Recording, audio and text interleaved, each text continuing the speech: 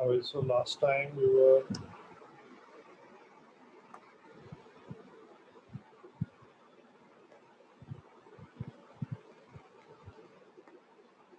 talking about circular motion, और मैंने एक चीज I had missed, and that was the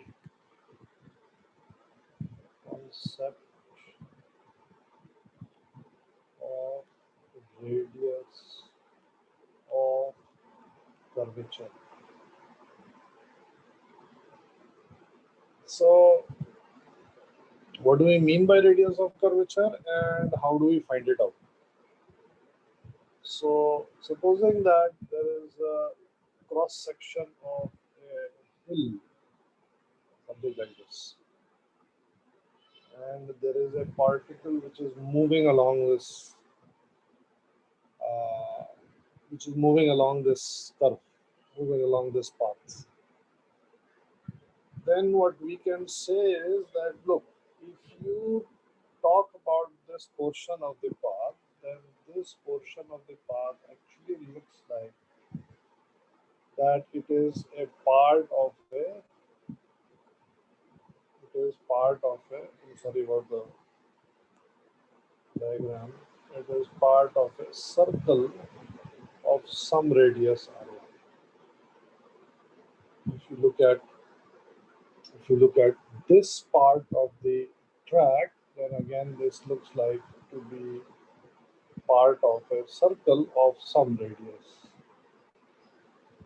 and I can just keep on repeating. So if the path is sharp, then the radius of curvature will be small, and if the path is sort of like this blue one, the radius of curvature will be large, and if the path is flat, then the radius of curvature becomes, if the path is a straight line, then the radius of curvature becomes infinity, because any straight line can be thought of as being part of a circle of infinite radius, right?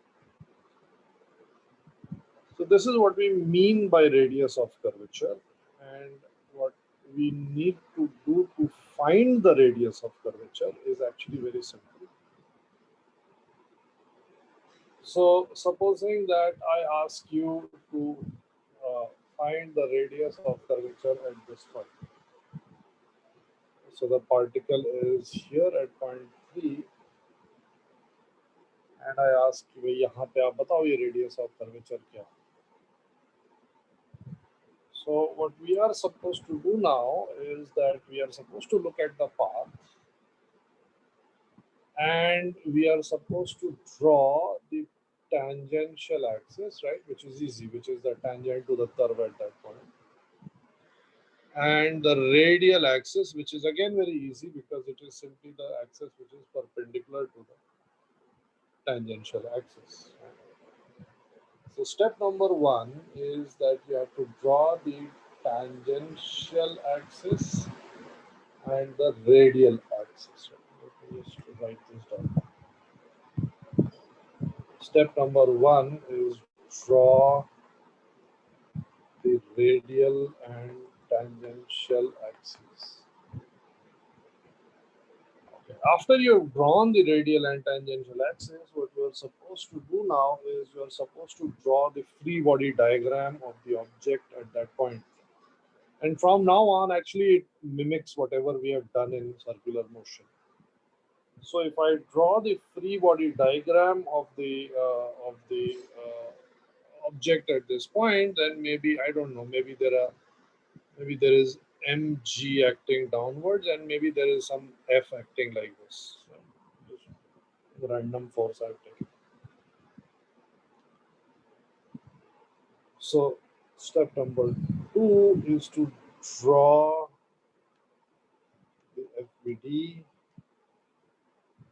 or sometimes the acceleration. Okay? So I may dispense with the force altogether, and I may say that, look, the velocity is this much and acceleration is this much. उसके बाद से you have to find the components of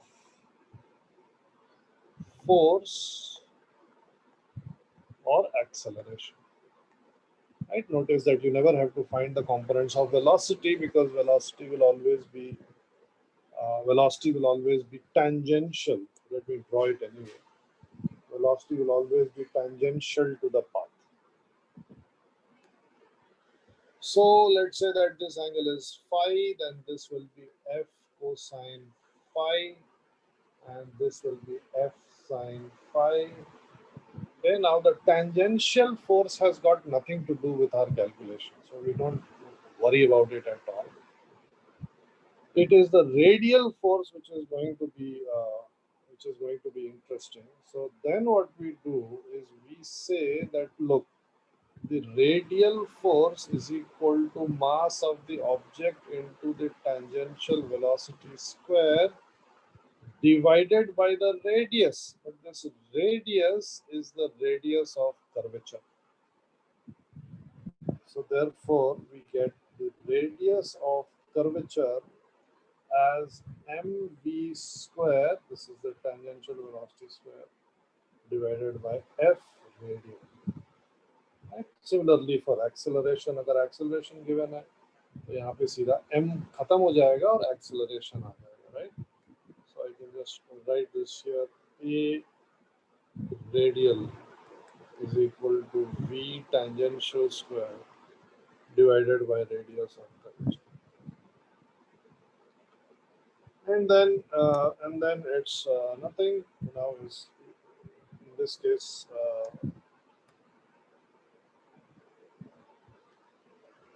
हाँ sir इसमें mg का भी तो आएगा, क्या लाइक आपने f रेडियल बोला तो f रेडियल में से सब्ट्रैक्ट करेंगे ना mg. लिखा कहाँ है, मैंने लिखने जा रहा हूँ. ओके. हाँ. So in this case then R3, which is the radius of curvature at point 3, will be equal to mv square divided by mg minus f cosine phi.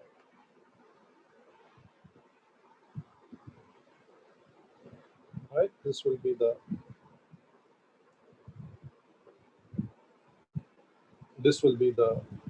radius at this point.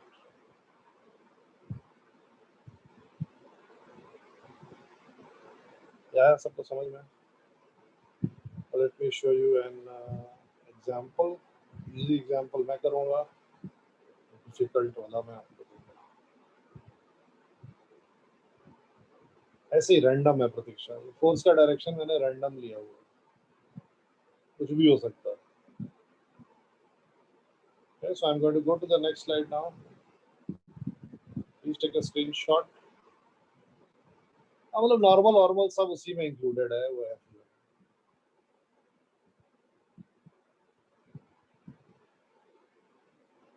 Take a screenshot. Okay. मतलब मेरे को वहाँ mg भी लिखने की जरूरत नहीं थी, मैं f1 f2 कर देता, right. So it was just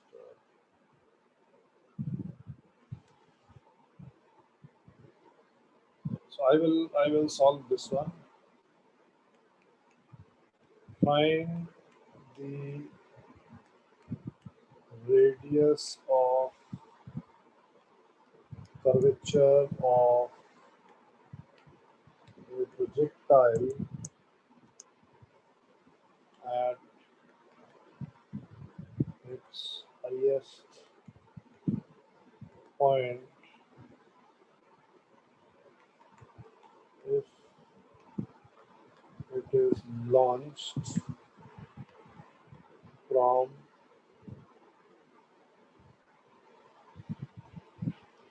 origin with velocity v0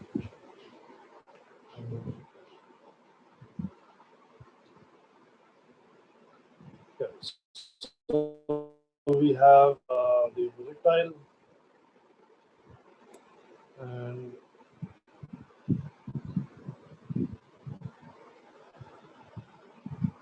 so please remember this is not a circle, okay? So highest point may be part of a circle. We want to find the radius of curvature of the highest point. हाँ बिल्कुल सही आ रहा है. Yes. So I draw the tangential and the radial axis. I know that the velocity at the topmost point is v naught cosine theta. Right? This is v naught, this is theta. And I also know that the only force acting on the object is mg. Right, so I have drawn the radial and tangential axis, I have drawn the FBD, I don't need to find any components. I know the velocity at the topmost point, so it is simple now. Radius of curvature is equal to m v naught square cosine square theta upon mg. m और m cancel हो जाएगा. v naught square by g into cosine square. So this is the radius of curvature of the topmost part of the projectile. Okay? या सबको समझ में है? This is an easy example because यहाँ पे सब कुछ cut and dried available है. मेरे को velocity निकालनी नहीं पड़ी, मेरे को पहले से मालूम था. Next question जो मैं दूंगा उसमें आपको velocity निकालनी पड़ेगी. ये जो force लगी है ये बिल्कुल axis के along चली गई तो मेरे को components नहीं निकालने पड़े. जो नेक्स्ट क्वेश्चन मैं दूंगा उसमें फोर्स एक्सिस के अलोंग नहीं रहेगी, आपको कंपोनेंट्स निकालने पड़ेंगे. Right, so I will go on to the next slide. Please take a screenshot. Okay,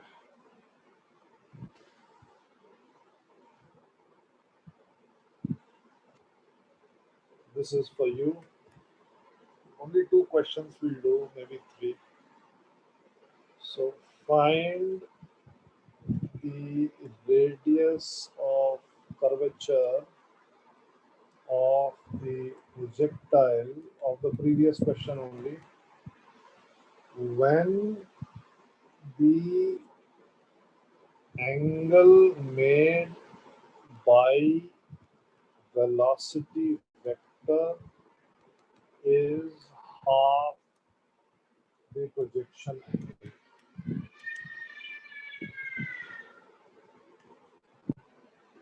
So please do this.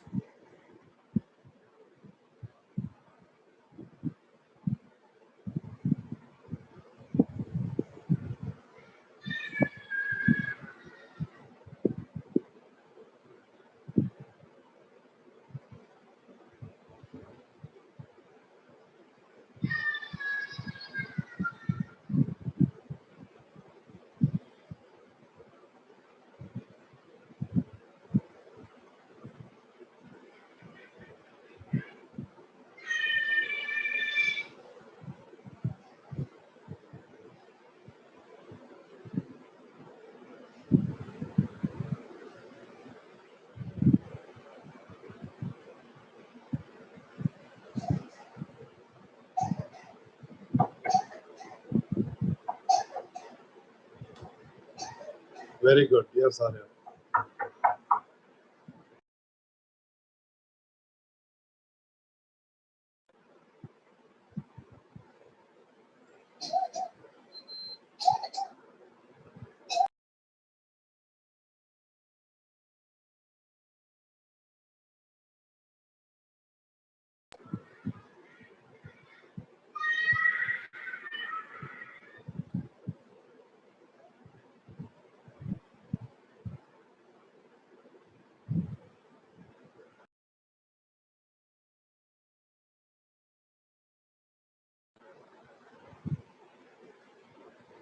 The other question is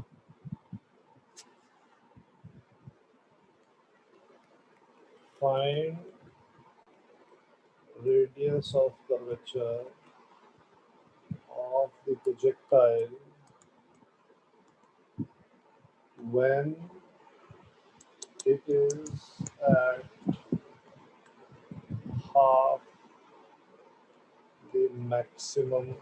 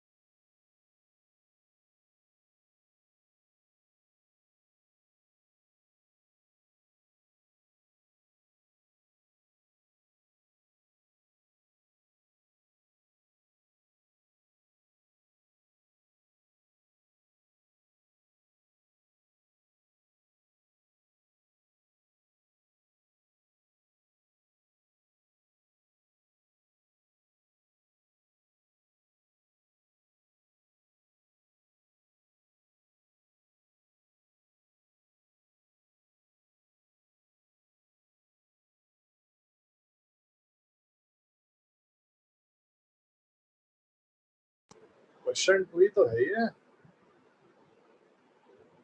क्यों आ रहे हैं?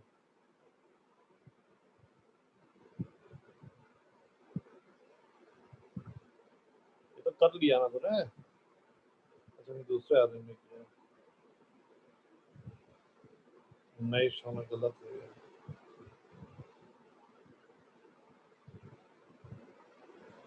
आर्यन कौन सा क्वेश्चन देखना है? अच्छा हो गया क्या? अच्छा ये वाला था ना।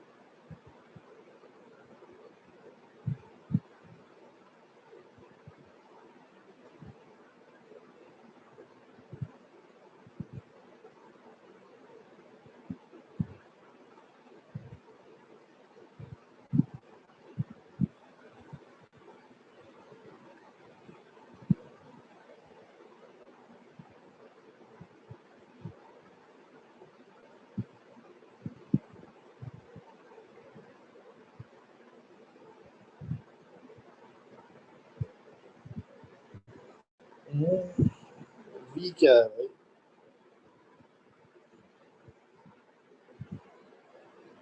चलो ये वाला मैं करके दिखाता हूँ।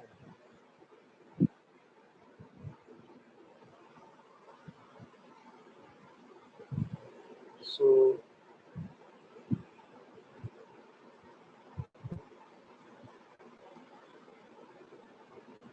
we want to find the radius of curvature when this has happened. So I will draw the tangential axis, the radial axis,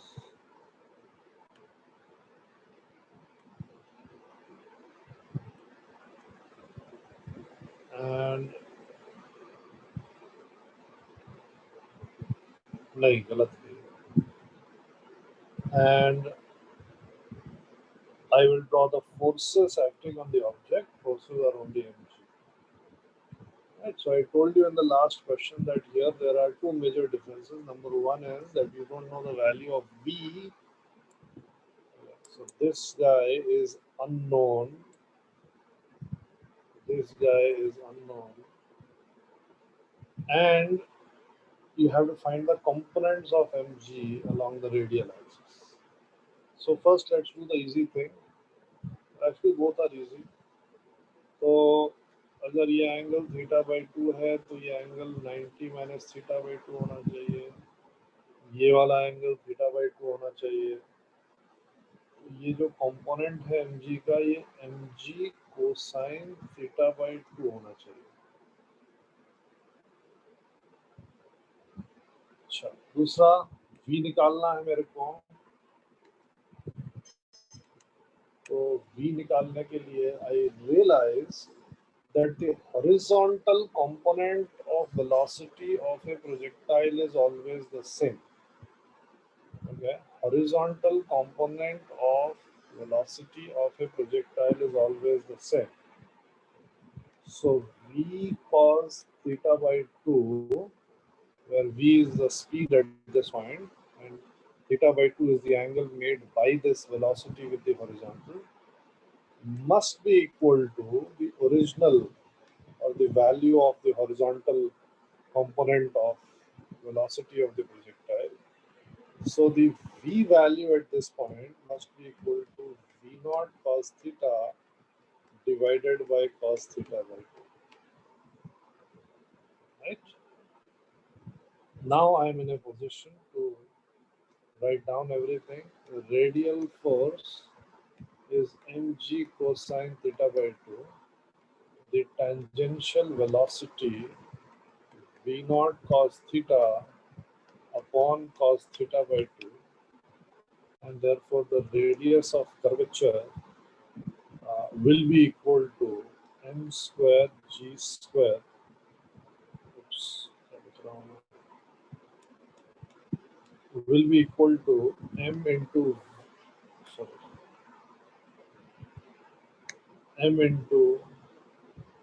uh, v naught square cos square theta upon cos square theta by 2 whole divided by mg cos theta by 2. So r is equal to v naught square by g into cos square theta upon cos cubed theta by 2. Okay, this is the radius of curvature.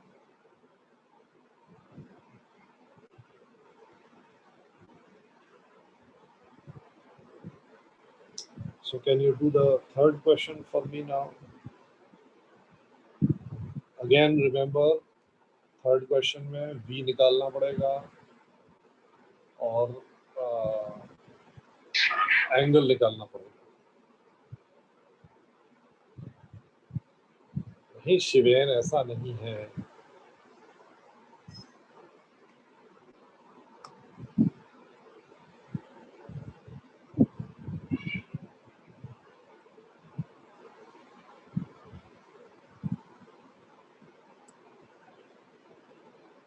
I'll make the diagram.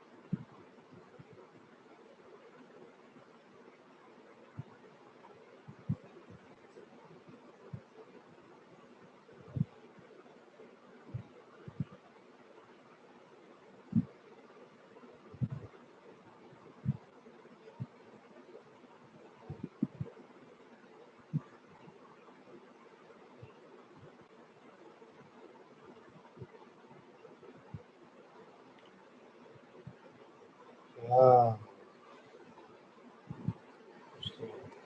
देखो भाई क्या हो गया इतना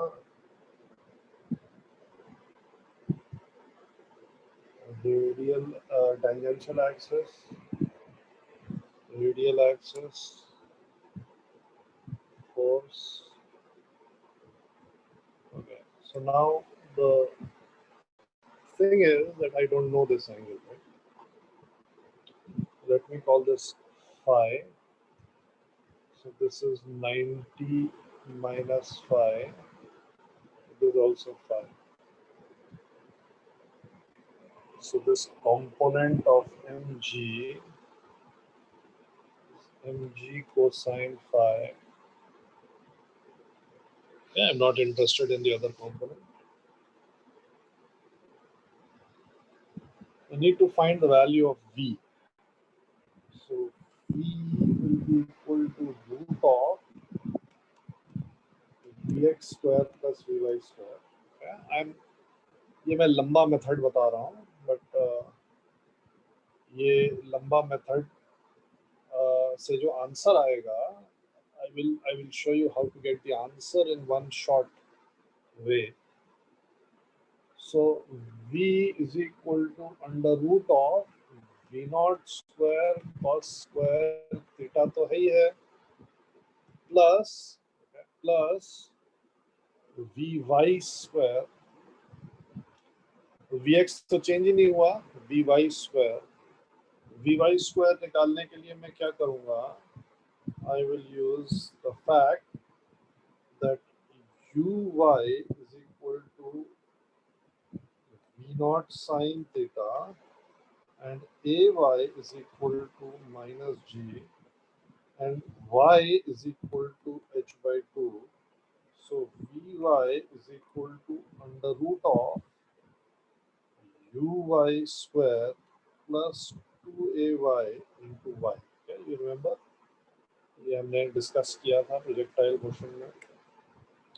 So here we will have v naught square sine square theta minus 2g h by 2. But if you look closely, then v naught square comes common and you have cos square theta plus sine square theta which is 1. So this will be v naught square minus 2g into h by 2 which is equal to v naught square sine square theta divided by 4g since capital H is equal to v naught square sine square theta by 2g. So v is equal to v naught बाहर आ गया under root में बचा मेरे पास 1 minus sine square theta by 2. Right, so how can I get this in one swoop in one way? If you remember again that थोड़ा सा class 10th वाली physics अभी हम उसका अपग्रेडेड वर्जन पढ़ने जा रहे हैं होपफुली आज से पढ़ेंगे. So change in kinetic energy is equal to change in potential energy. So half mv naught square, sorry, half mv square minus half mv naught square. This is the change in kinetic energy, and the change in potential energy is minus mg h by 2. So simply you can get the value of v from here as well. Okay, so in any case, either you're getting v from this guy or this guy, your left hand side में लिखा है. We have found v, okay, and we need to find phi. So to find phi, all I do is that I write down v cos phi is equal to v naught cos theta. So cos phi is equal to v naught cos theta divided by है और ये v की value मैं बाद में place कर दूंगा अभी मैं नहीं करता. So now we have f radial is equal to mg cosine phi जिसकी वैल्यू हमें मालूम है and we have v tangential is equal to v So the radius of curvature will be equal to mv square divided by mg cosine phi.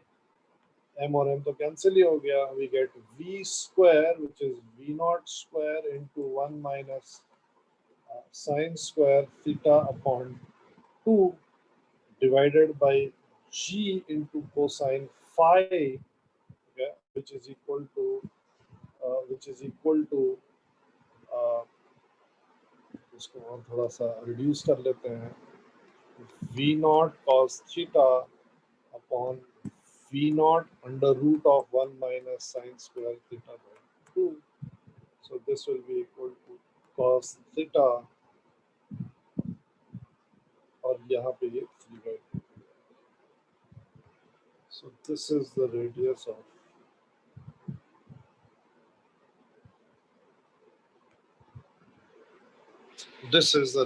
of curvature at this point. Okay.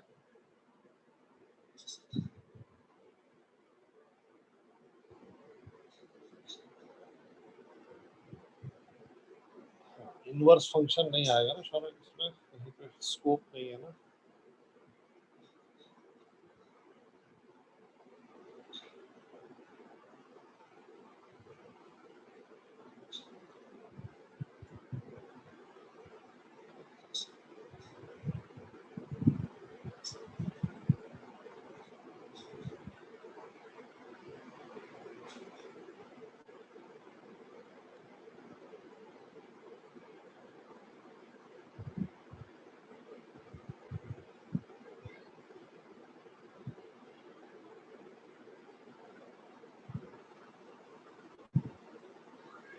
Okay, I'll change the slide now.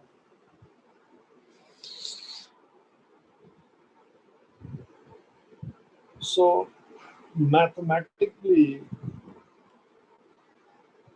okay, this is not in our syllabus.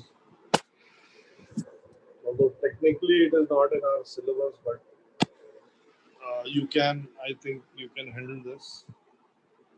So for any curve y is equal to fx, the radius of curvature is given by 1 plus dy by dx whole square whole raised to the power 3 by 2 upon d2y by dx square. Right now, d2y by dx square would be 0 for all linear functions. Therefore, radius of curvature would be infinite for all linear functions. अब ये आ कहाँ से रहा है? This is a very tricky question. Over the years, I have asked students to prove this. If you can prove this, I'll be very happy because only 2 students have managed to prove it up till now. So please try to, if you have time, okay, not SNA, only for, if you have time, then you can try to prove this. So this, I'll just put a star mark here, not to be remembered. Okay तो मैं आपको कोई भी function दे दूंगा और मैं बोलूंगा अच्छा x इक्वल टू 5 पे निकालो क्या होएगा उसका रेडियस ऑफ कर्वेचर. तो आप उस फंक्शन का पहले dy by dx निकालोगे, उसमें x इक्वल टू 5 डालोगे, then you'll put it here and then you'll find d2y by dx square of that function, then again you'll put x equal to 5 in that expression and you'll substitute both the values here and you'll get the numerical value of radius of curvature. Okay. So please take a screenshot. I'll go to the next screen. Sir इससे हम पिछले 2 questions भी कर सकते थे ना, पिछले 3. हाँ कर सकते हैं. उसके लिए हमें इक्वेशन ट्रैजेक्टरी करनी पड़ेगी. इक्वेशन ऑफ ट्रैजेक्टरी में आप सीधा ये वैल्यू ये सीधा डाल दो, आ जाएगा. Okay sir.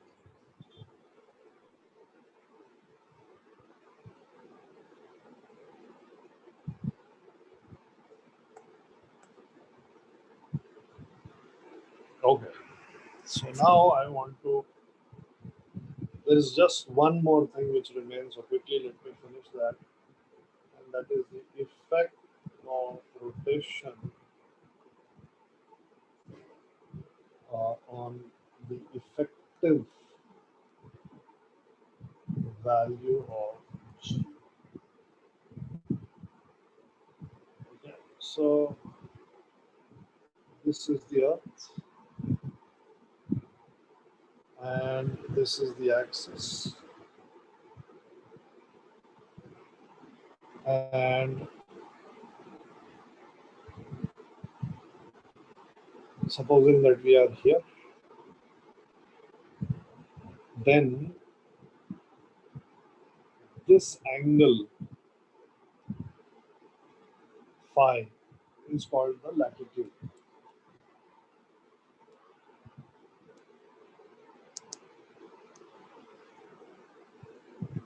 We are essentially then at that latitude phi, we are going around in a circle like so. And if the radius of the Earth is r, then the radius of the circle that we are going around in is r cosine phi. What are the forces that are acting on us at this point?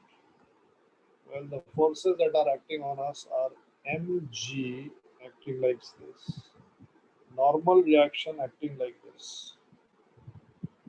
But now I'm looking at this from the perspective of the observer on Earth.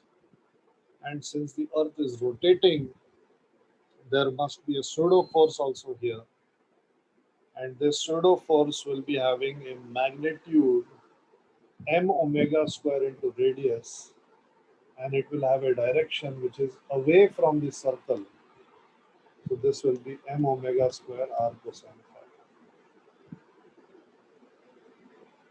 Now what I want to do is I want to take this and this as the axis. ये जो axis yellow वाली ली है मैंने, ये हमारे लिए up direction है और ये हमारे लिए down direction है. So now this angle is also phi. This component of this pseudo force is m omega square r cosine square phi. This component of pseudo force m omega square r cosine phi sine phi. Vertically up or down direction mein, we are in equilibrium. So we get n plus m omega square r cosine square phi is equal to mg, or n is equal to mg minus m omega square r cosine square phi.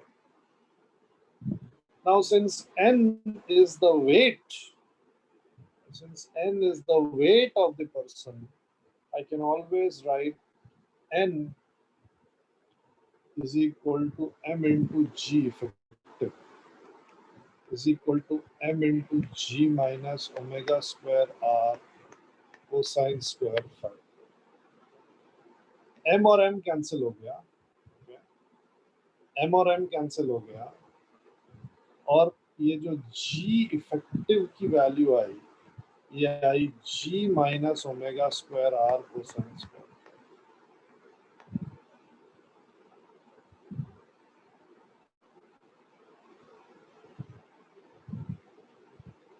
So g effective is maximum at poles where phi is equal to 90 and minimum at equator where phi is equal to.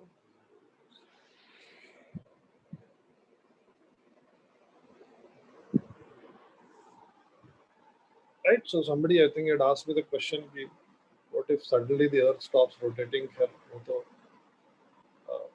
बहुत ही weird सी situation हो जाएगी. But if the rotational effects of the earth are nullified, then gravity will become the same everywhere. In fact, इस पे एक बहुत अच्छा किसी ने, मेरे को याद आता है, ये रैगिंग में क्वेश्चन पूछते थे कि एक क्लिफ है, उसकी हाइट 20 मीटर्स है, और वहाँ से क्लिफ के ऊपर से एक bear falls down from the cliff. and the bear takes exactly 2 seconds to fall down. Therefore, what is the color of the bear? Now, obviously, you get sort of ये क्या पूछ लिया ये बेर का रंग कहाँ से आ गया उसमें बीच में. But the answer is very logical. So if from a height of 20 meters something falls down and it takes 2 seconds to fall down, and you calculate the value of g, it comes out to be 10. Yes. And if g is equal to 10, g is maximum. Yes, prediction. So that means you are at the pole, and therefore the only kind of bear which exists there is polar bear. Therefore, the bear must be white.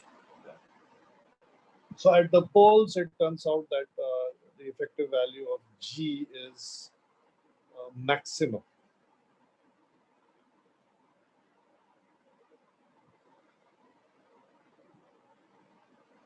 When you have a planet or a moon rotating about another planet, then it may happen that, yeah, chodo, I'll discuss that when we do gravity. The concept is that of something called Roche's limit, ROCHE. You can look it up on Google. We'll discuss it when we are doing gravity. Okay, so this completes circular motion. Okay, so let's start with the new topic. I never like to think of it as a new topic. I just like to think of it as a series of tools that we are learning.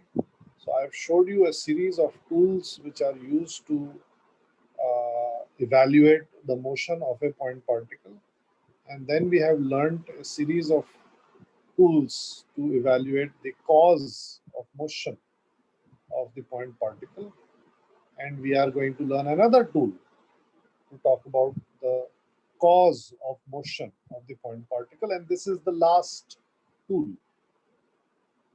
This topic of work power energy will complete for us the mechanics of a point particle, and thereafter we will start with mechanics of a collection of point particles, and finally we will move on to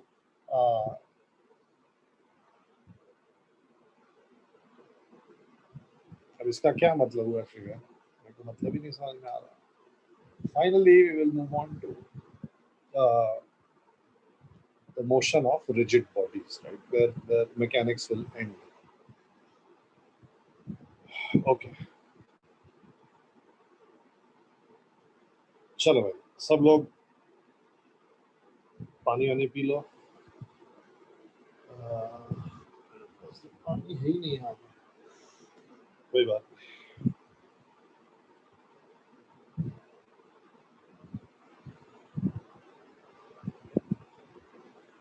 There is in physics a topic called vector calculus. Okay, and it is a very powerful topic. In fact,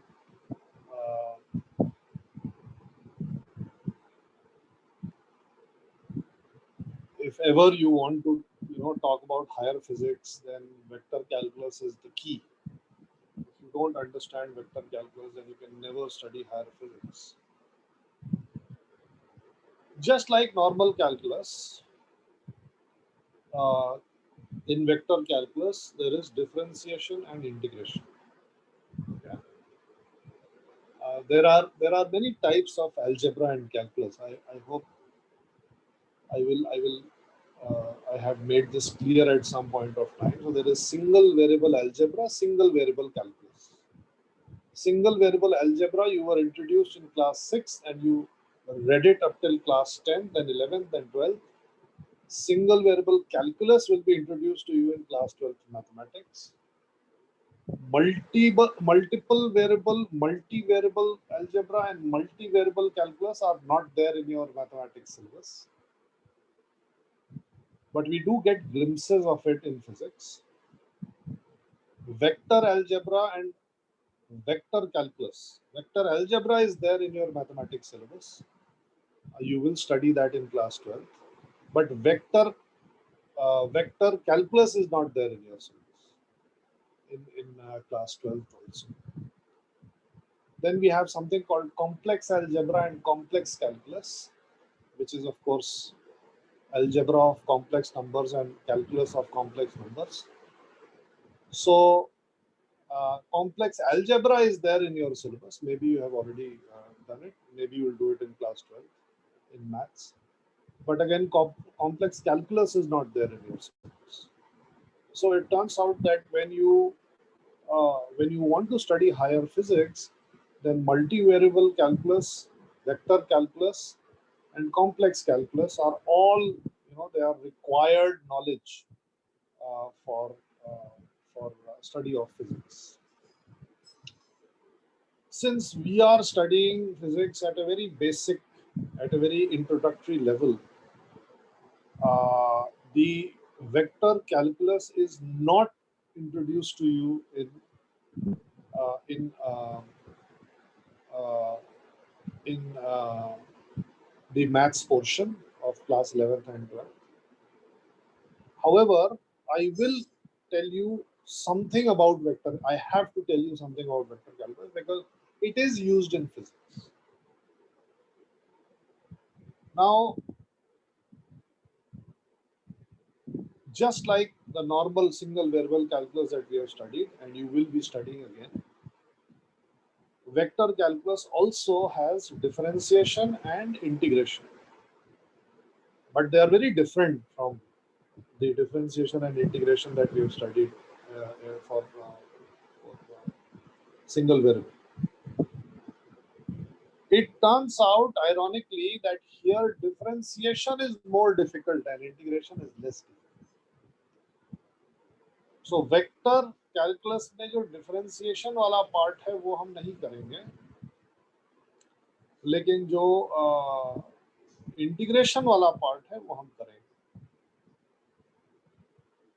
In vector calculus, then there are two types of integrations, right? So there is differentiation and there is integration.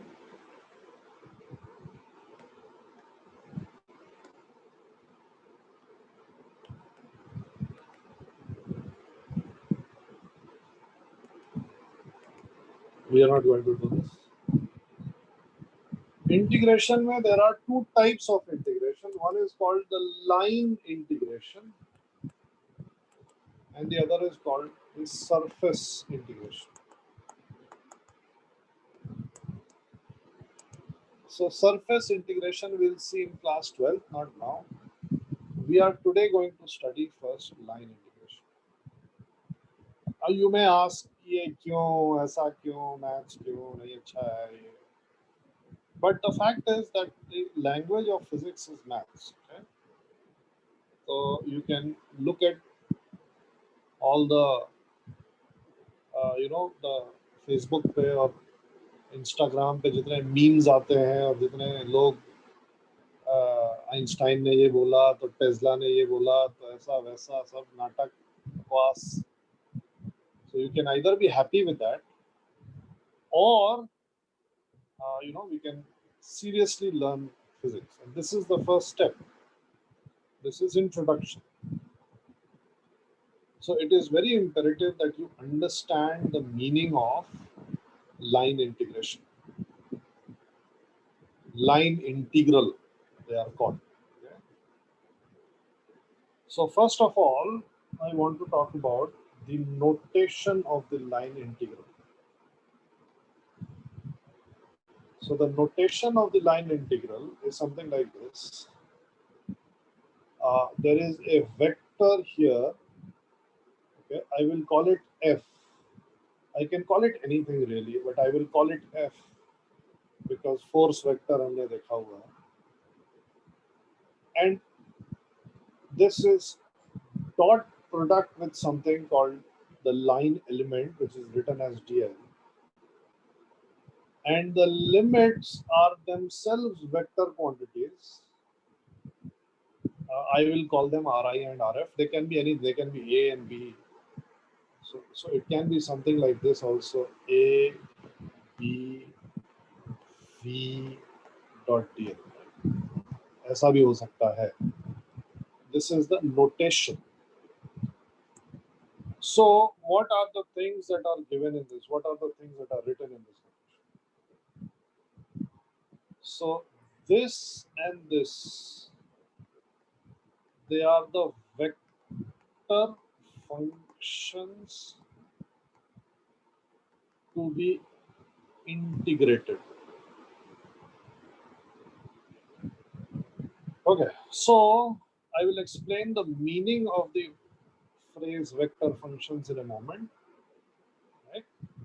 But they are called at this moment vector functions, जिसके ऊपर इसके लिए हम ये integration carry out करेंगे.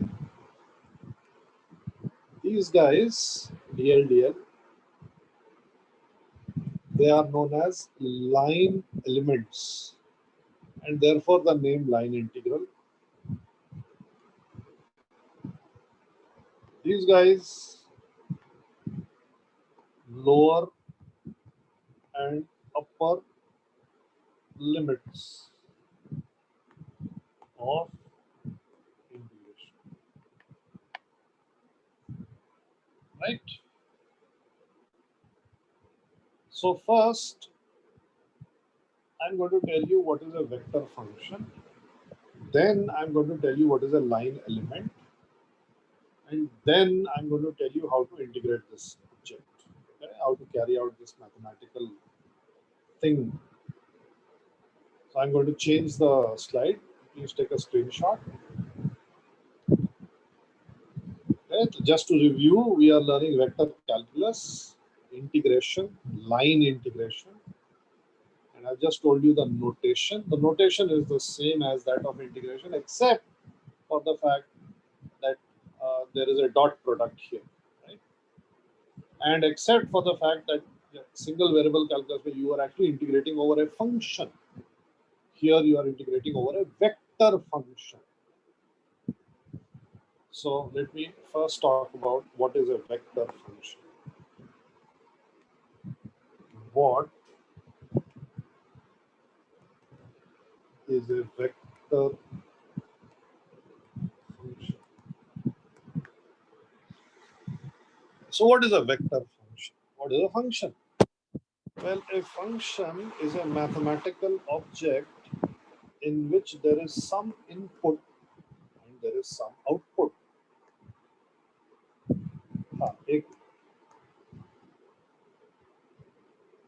Please take a screenshot. Those of you who will not.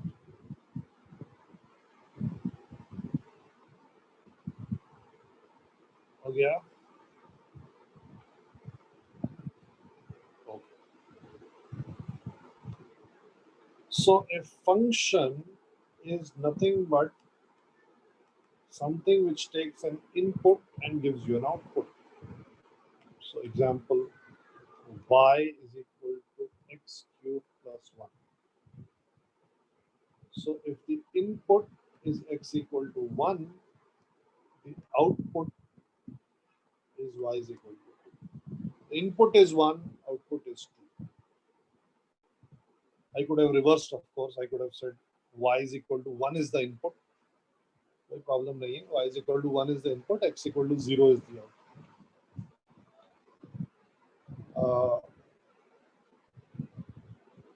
In the same way,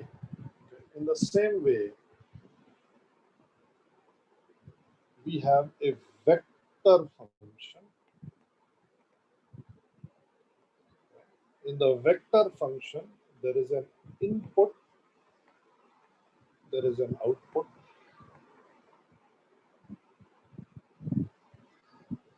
So here the input is a single number and the output is a single number. So this is single variable algebra. For vector function,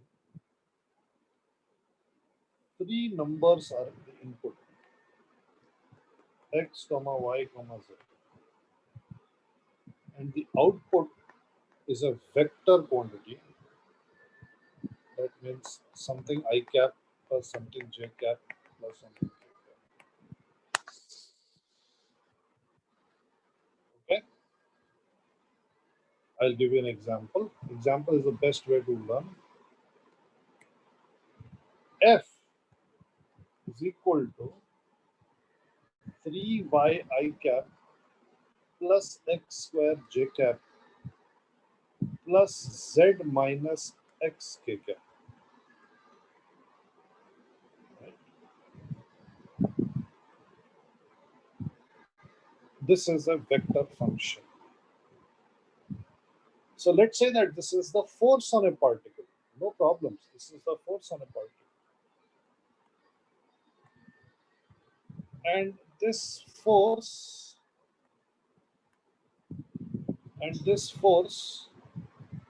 is dependent on the location of the particle. Right? Now this should not be very surprising because almost all the forces are actually dependent on location. I told you that there are four fundamental forces in this world: uh, gravitation, electrostatic, strong nuclear, and weak nuclear. And then, if you remember, I told you the ranges of these forces. Why am I telling you the range of the forces? Well, the reason is that they are all position dependent. So gravity will depend on how far you are from the gravitating object. The electrostatic force will depend on how far you are from that particular charge. And of course, it will depend on your charge as well. And similarly, gravity may will depend on your mass as well, but those are inherent properties. The properties of space and time that are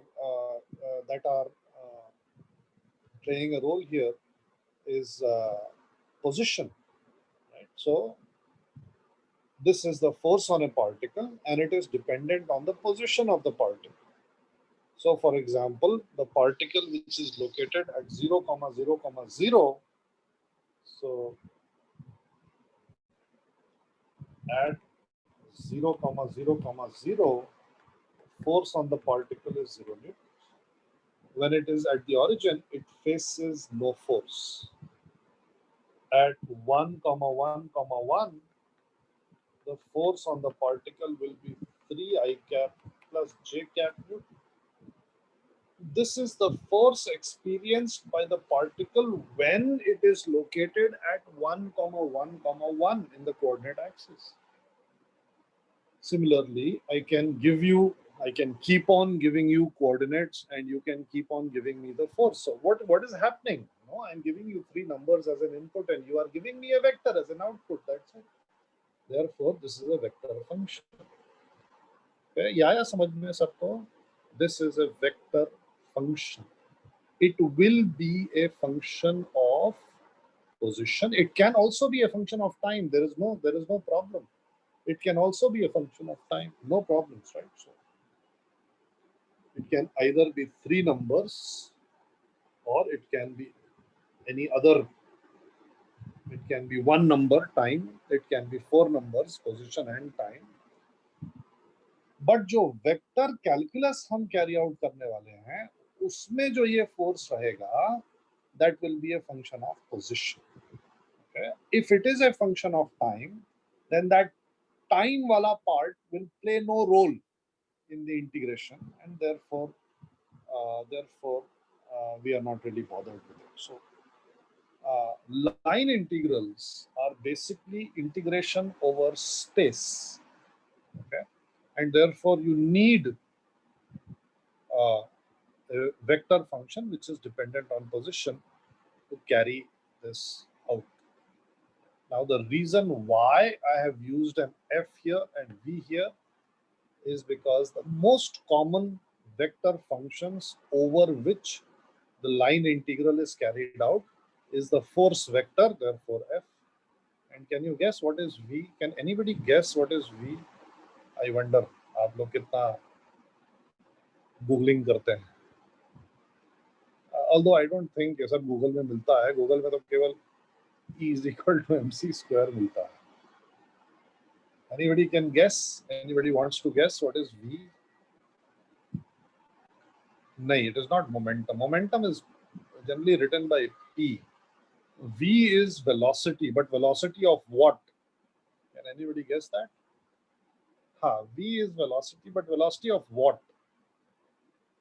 Velocity of a नहीं नहीं DL DL तो तेरे को मालूम ही नहीं है क्या है नहीं velocity of particle नहीं है actually it is this is used in fluid mechanics this is the velocity of fluid so in fluid mechanics it turns out that line elements are used sorry line integrals are used okay चल we will not be using it हमारे लिए नहीं but मैंने क्यों लिखा v ये मैं सोचा मैं बता दूं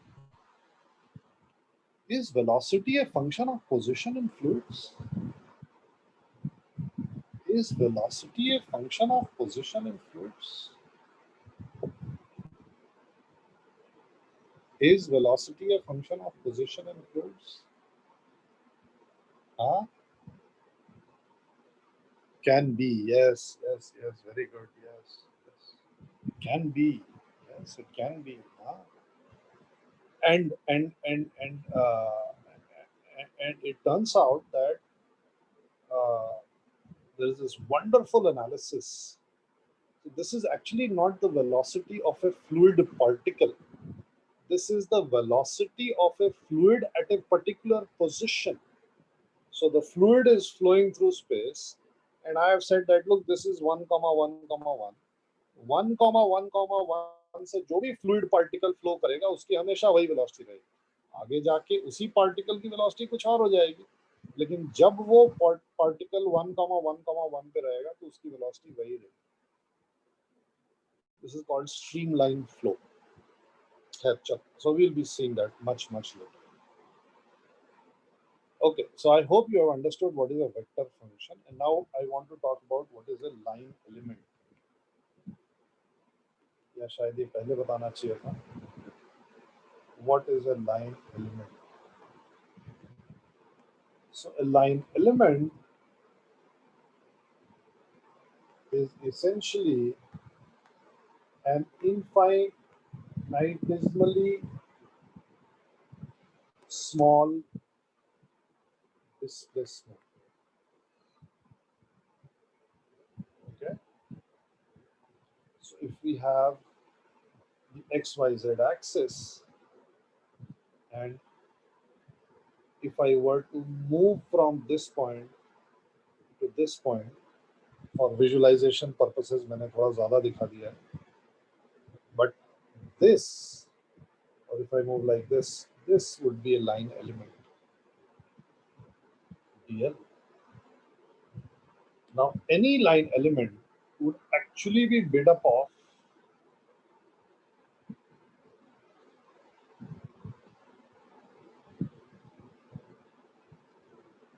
any line element would actually be made up of three other, that is dz, dy, dx. So it turns out that dl is dx I cap plus dy j cap plus dz k cap always. Okay, so an infinitesimally small displacement जिसका unit of course metres होएगा unit of length होएगा this is a line element, okay? And because I am moving in space by an infinitesimally small amount, I'm moving from point A to point B. Therefore,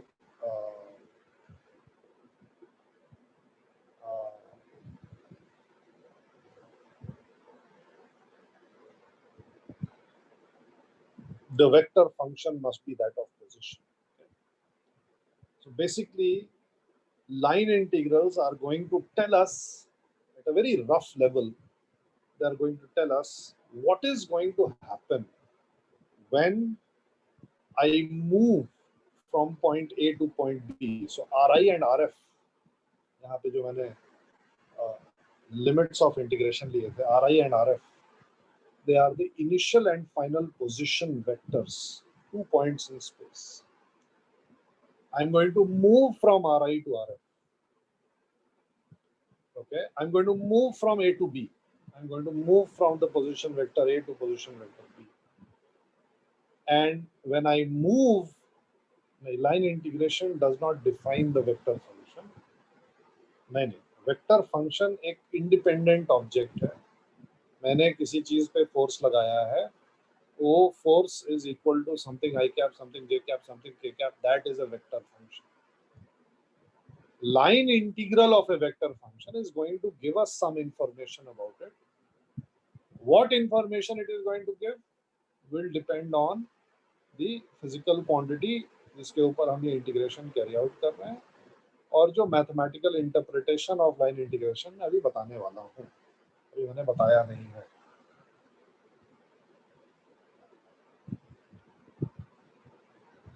Okay, so we have done what is a line element. So method of line integral.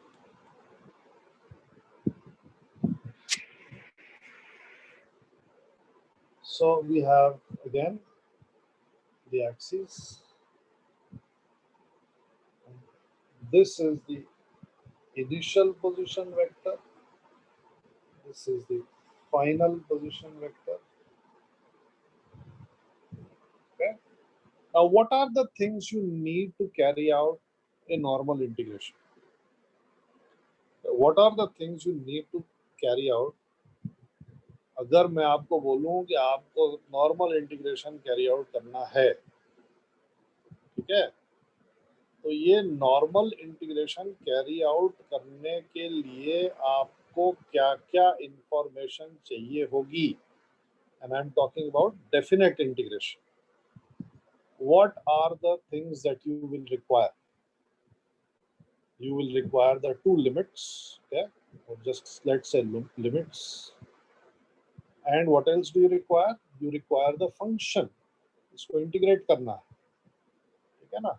तो अगर मैंने बोला please integrate x cube, vector function नहीं, function, normal function, normal integration की मैं बात कर रहा हूँ. तो मैंने आपको बोला कि please integrate x cube from x equal to 1 to x equal to 5. कोई प्रॉब्लम नहीं है. You will write down integral x cube dx, you will integrate, you will get the answer, you will put in the limits and your final answer. But here the things that are required are slightly different. So things or prerequisites required for integration, for line integration. Number one, vector function. तो वही है function. Function तो चाहिए integrate करने के लिए. Number two, limits.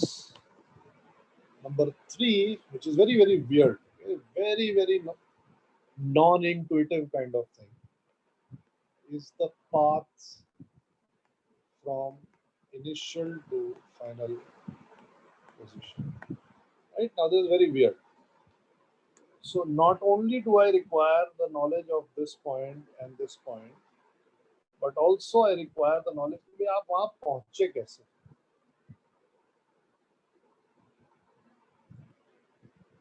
This has a very weird implication that even if the limits are same and function is same, I can have 2, 3 or infinitely many values for that integration if the path is different. Okay, and this is true. This is what is special. This is why this kind of integration is different from the normal integration that we have done. So we need to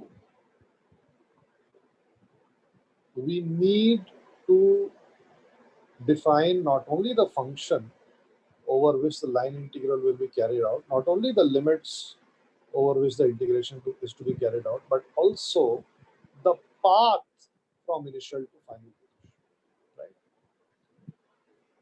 Okay, so let's say that this path is given, initial position and final position is given, and some vector f is given. Then how do you carry out the line integral? Well, what you do is, number one, you divide the path into line elements. Okay, whatever path is given, you divide it into line elements. Let's do that. Infinitesimally small, and therefore they are straight lines. These are the line elements. Okay, I'm not going to draw it further. Then what you do is, for every line element, draw f.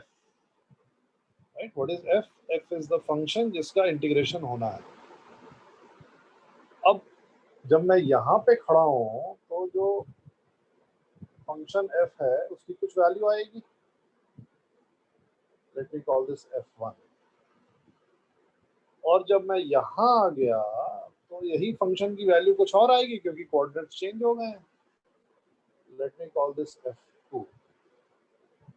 Let me call this f5. let me call this f10 or whatever. So for all line elements, you work out the value of f. How are you working out the value of f? Well, I am assuming that जब हम line element की बात कर रहे हैं तो हमें मालूम है कि हम किस कोऑर्डिनेट्स की बात कर रहे हैं, और हम इस एक्सप्रेशन में हम वो कोऑर्डिनेट्स डालेंगे और हमको एक वेक्टर मिलेगा. जब हम कोऑर्डिनेट्स इनपुट करेंगे तो हमको एक वेक्टर मिलेगा और वो वेक्टर हम वहां ड्रॉ कर देंगे. Then find the angle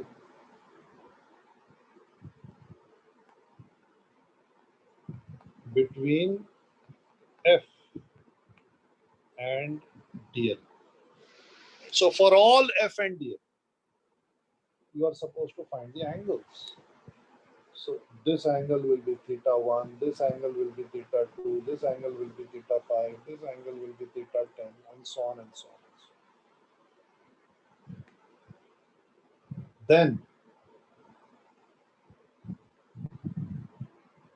the line integral f dot dl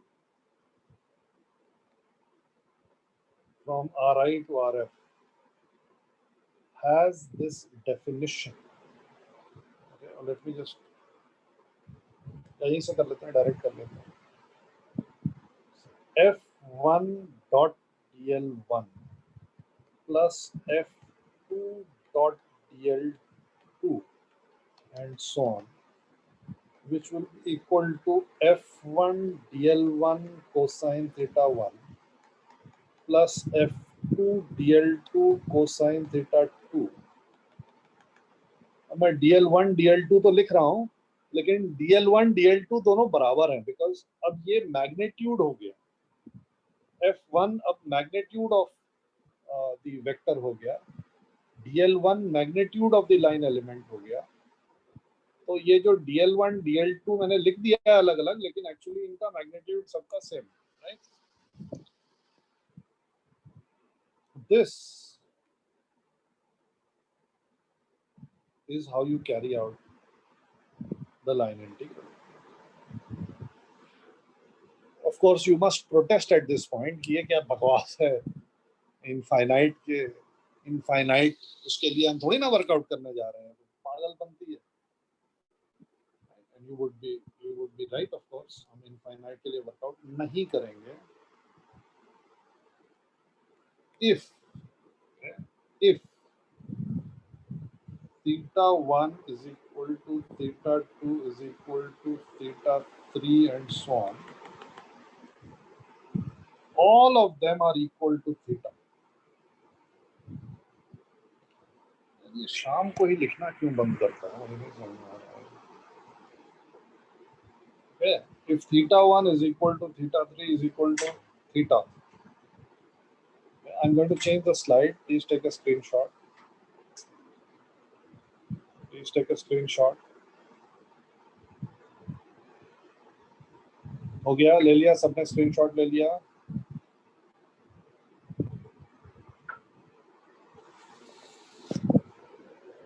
So if theta 1 is equal to theta 2 is equal to theta, then integral f dot dl will become f1 cosine theta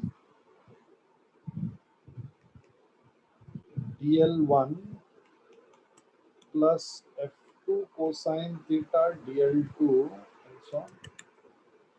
And what I can do is I can take cos theta common and I will be left with f1 dl1 plus f2 dl2, and this is another integration, and this guy is a normal integration.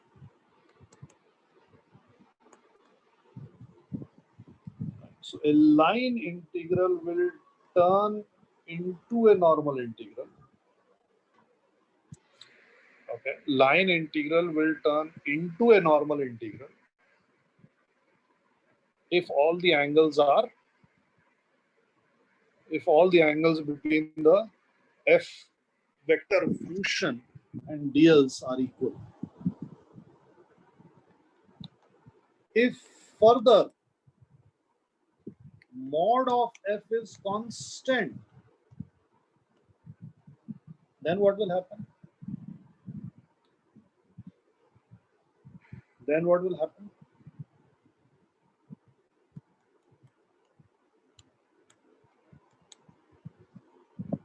अगर ये जो f लिखा है वो भी constant है, तो integration के अंदर कांस्टेंट तो नहीं रहता है, वो तो बाहर आ जाएगा.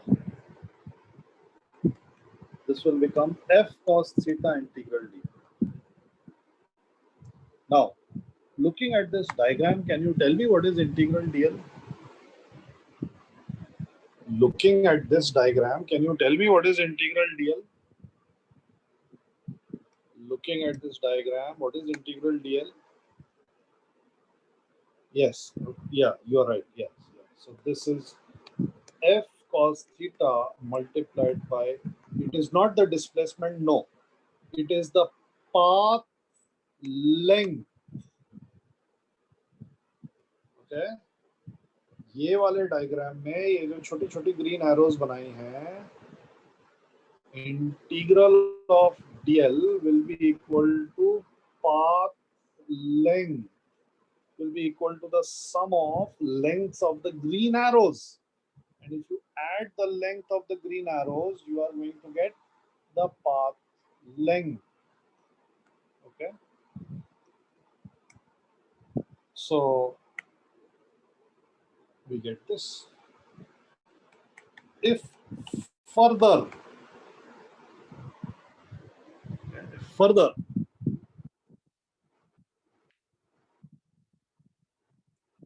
path is a straight line,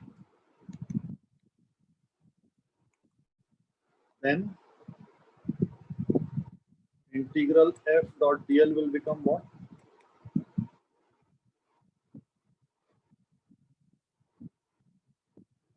अगर हम हमारा जो पाथ है वो बिल्कुल स्ट्रेट लाइन है, I am telling you that it is a straight line, then yes,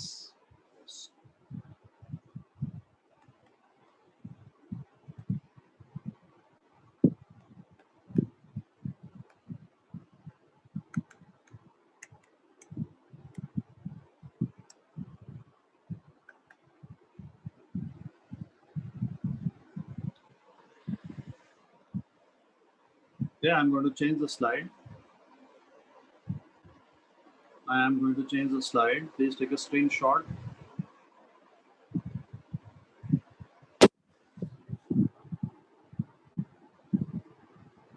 Yeah, I'm not going to change the slide.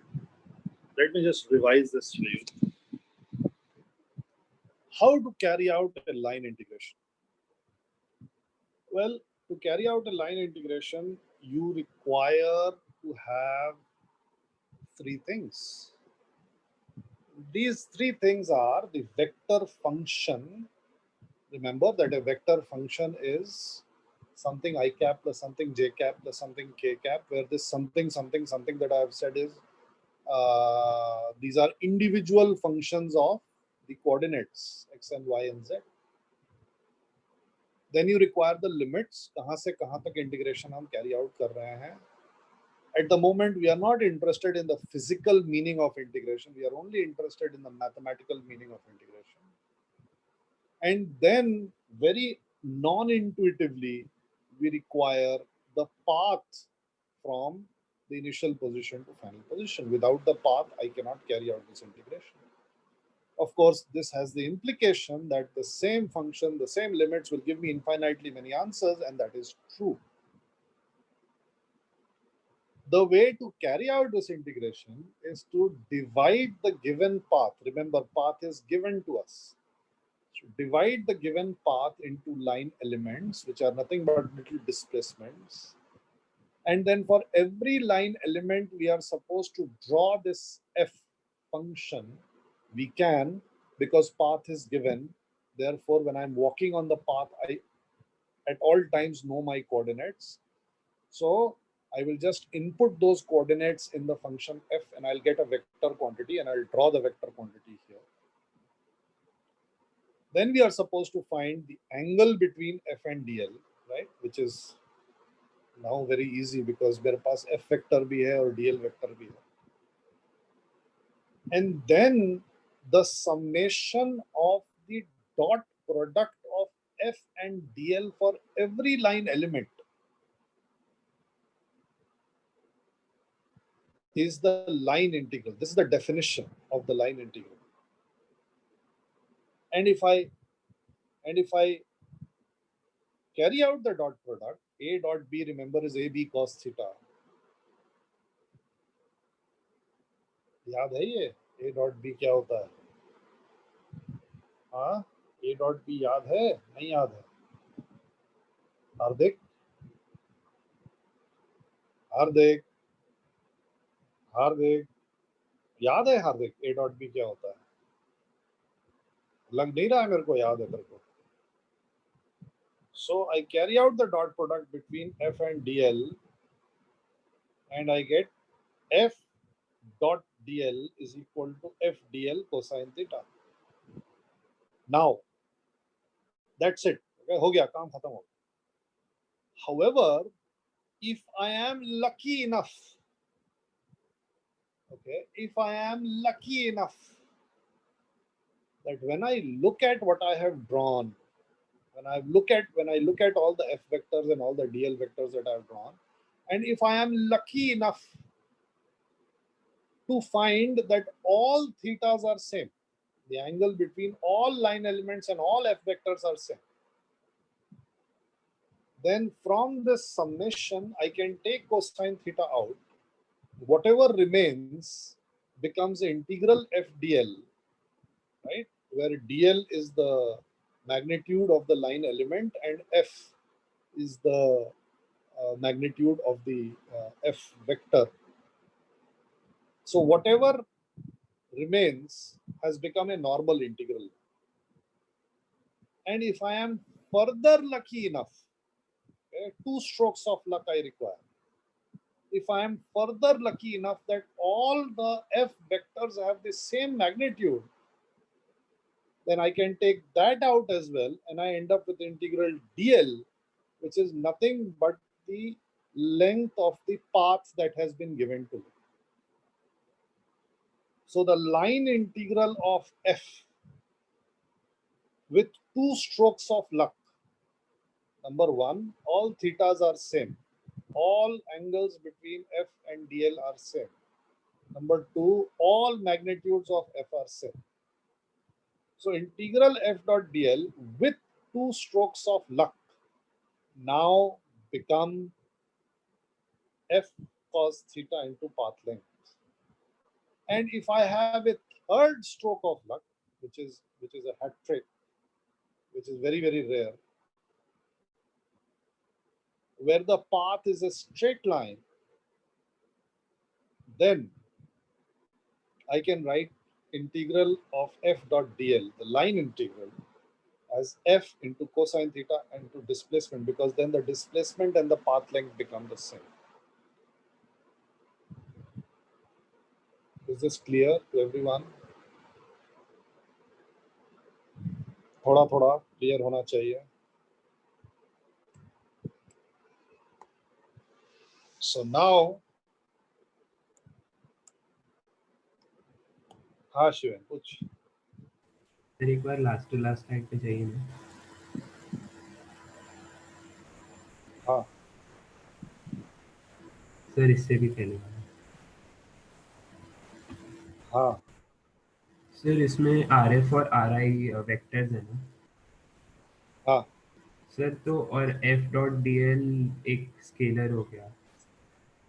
हाँ. सर तो हम स्केलर रिजॉल्व करके वेक्टर लिमिट्स डाल रहे हैं, वो गलत नहीं है. स्केलर रिजॉल्व करके वेक्टर डाल दे, क्या बोल रहा है? सर एफ डॉट मैंने डी एल एक कहा बोला वेक्टर है उसमें ना. लिमिट्स डालनी है. मैंने ये तो बोला नहीं कि लिमिट्स डालनी है उसमें. जैसे हम नॉर्मल इंटीग्रेशन में लिमिट्स डालते थे, वो तो मैं नहीं बोल रहा हूँ करने के लिए. अच्छा. नहीं बोल रहा हूँ ना मैं. हाँ sir. I am just saying that you start this guy from here and you end at this guy at here. That's it. अच्छा सर ठीक है. Don't confuse with that integration with this integration. वो अलग है, ये अलग है. जी sir. ठीक है. महक अब धीरे धीरे उसको देखेंगे बाद में. महक is asking if theta same नहीं होगा तो क्या होगा. I'll tell you that. I'll tell you. We will be discussing that. Don't worry. Okay. So now, after studying a lot of maths, let's get back to physics. So in physics,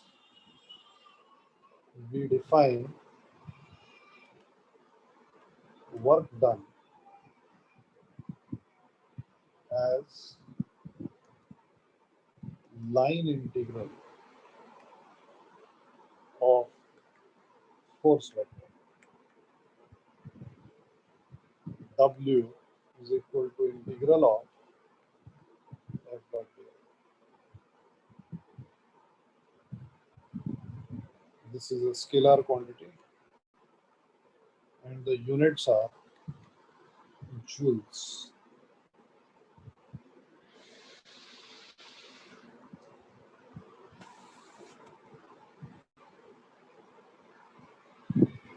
Okay. What does this mean? Well, it means that the quantity called work was not as simple as you thought. And unfortunately, the word work is used in our daily lives as well. And whatever it is used in daily lives for, I don't know, I don't care. In physics, work done, अगर मैंने ये phrase use किया, work phrase use किया, it has a very watertight meaning. It has a very mathematical meaning. It is the line integral of the force vector from point A to point B. If, however, you have three strokes of luck with this force vector, okay, if, however, you have three strokes of luck with this force vector, then work done will be what? If you have three strokes of luck, number one, theta 1 is equal to theta 2 is equal to theta 3, all thetas are same. Number 2, magnitude of force is constant. Number 3, you are walking along a straight line. Three very rigid, stringent conditions will give you that work done is equal to force displacement cos theta, which you have studied in class 10. right? So this is how we upgrade our knowledge. What you studied in class 10th was a very, very small subset of the actual picture, right? Okay. This is not a subset of anything. This is it. This is the actual definition of work. And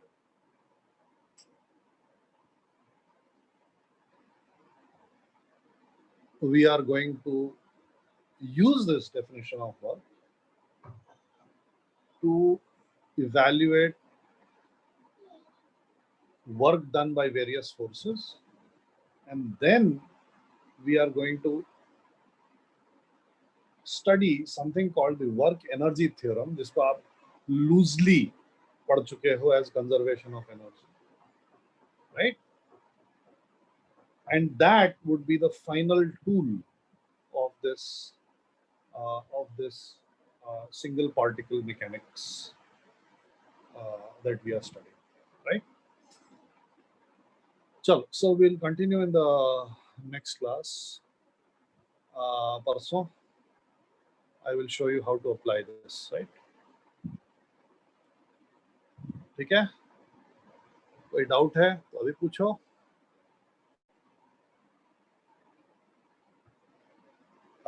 हाँ हाँ, PDF मेरे ख्याल से होना चाहिए. मैं देखता हूँ, मैं बताता हूँ.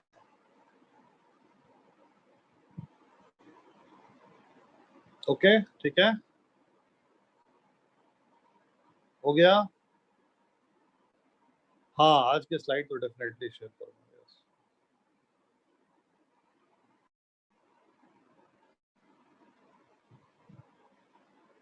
हाँ हाँ, चलो. Okay, let me just change the host. Okay, I will see you guys day after tomorrow.